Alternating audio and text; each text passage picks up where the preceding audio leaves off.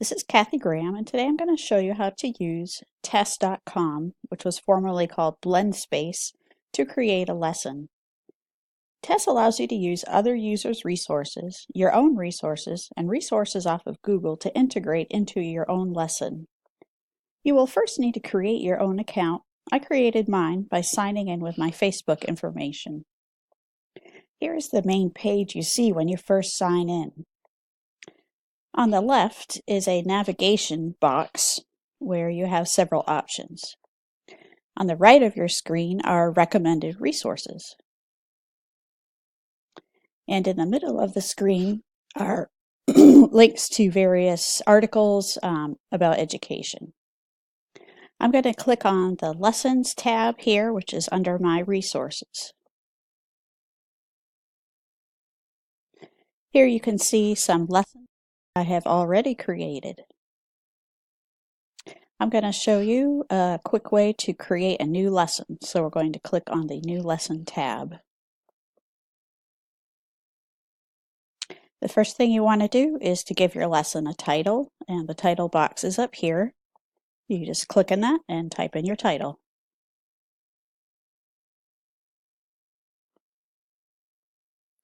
Over on the right-hand side is the search box.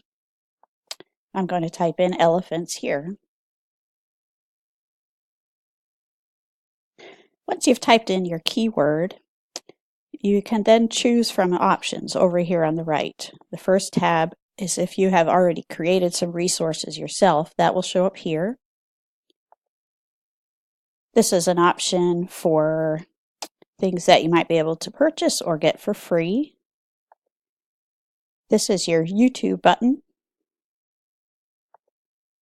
These are Google search results, Google Images, Flickr images, and if I had some Google Drive files that I wanted to use, this is where I would access those. There's a Dropbox option and an uploaded files option.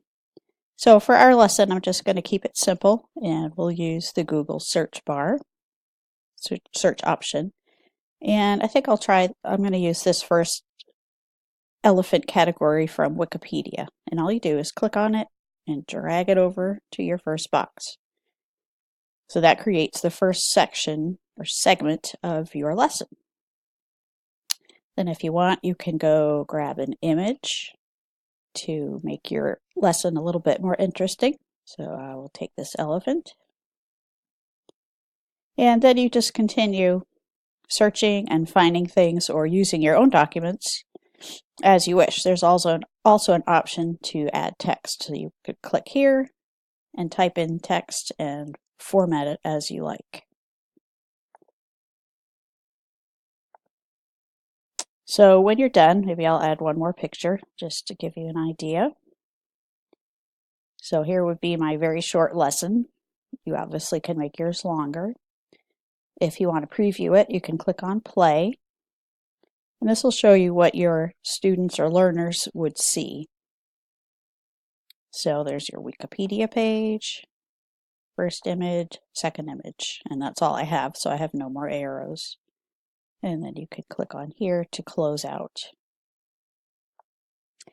And then once you have your lesson completed, you can share your lesson. Click on the Share Lesson button, and it just simply gives you a link that you can use, and you can set who you want to be able to view your lesson. So for this, I'm sharing it with some learners, so I'm going to click on there, only people with a link.